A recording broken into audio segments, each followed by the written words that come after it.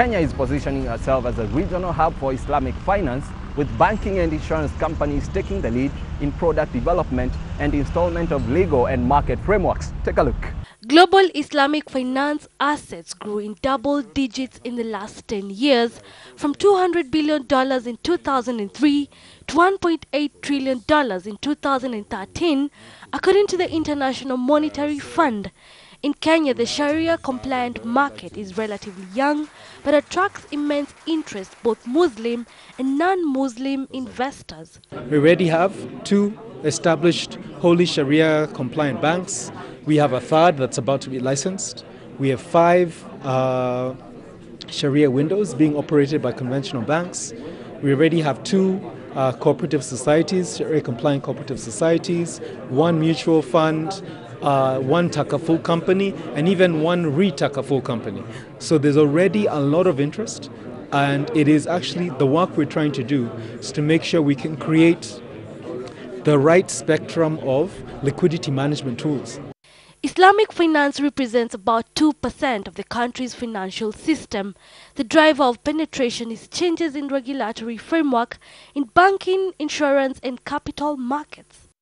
Kenya has taken a very holistic approach to putting in place a facilitative environment to support Islamic finance, as opposed to each of the regulators or each of the sectors trying to develop their own solutions.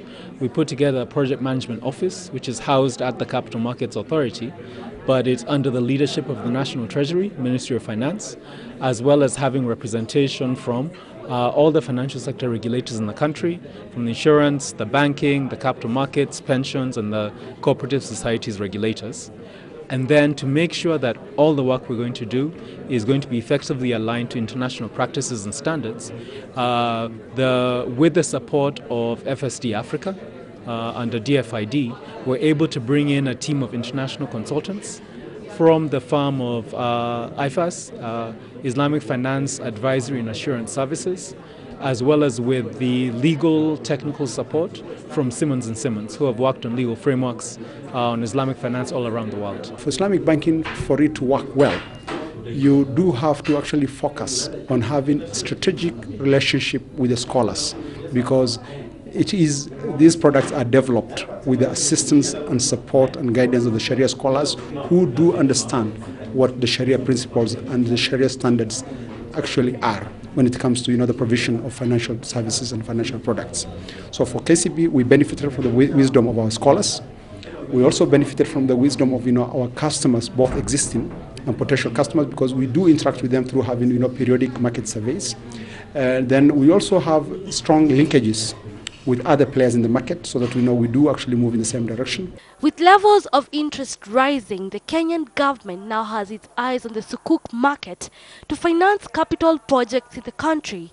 If successful, this will be Kenya's second international bond, following the $2 billion Eurobond issue in 2014. The success of Kenya's issuance resulted in sukuk investors expressing interest in structuring a sukuk bond for Kenyan market. The government received expressions of interest positively and started making the necessary arrangements and preparation for issuance of such bond. Together with the National Treasury and the Office of the Attorney General, we were able to present or to take some staff from the AG's office for training in Dubai, which was organized in conjunction with the QNB and Stanchart and a host of international lawyers, which is similar to what you are doing today in building capacity. In terms of legal framework, of course, the sukuk is very attractive if you see other African countries, because now you have it in Togo, you have it in Ivory Coast, in Senegal.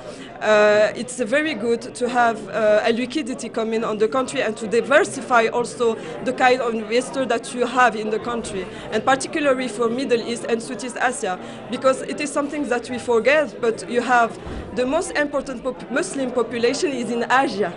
It's not in the Middle East or not African countries. So of course, the previous sukuk was $200 for Togo, millions, sorry.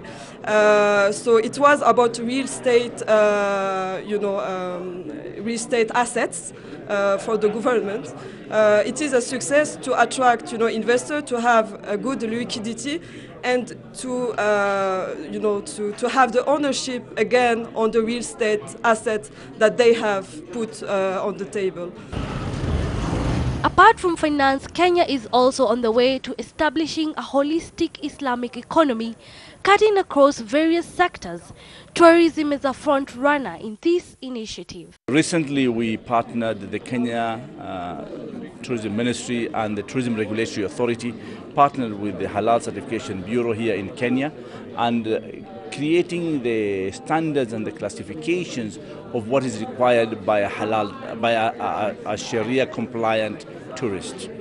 And now we are developing those classifications, and very soon we will gazette them so that people who want to give that service, they can be able to have standards. And today we are here to learn for people who have the experience and benchmarking with them. How do we benefit from the standards? We don't have, or maybe we have very few resources or facilities that can attract the halal compliant clientele.